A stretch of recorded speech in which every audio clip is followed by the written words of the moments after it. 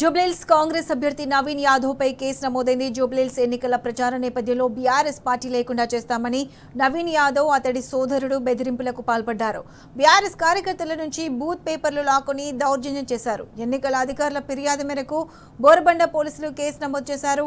నవీన్ యాదవ్ పై 2, వెంకట్ యాదవ్ పై 1 case నమోదు చేసినట్లు తెలిపారు.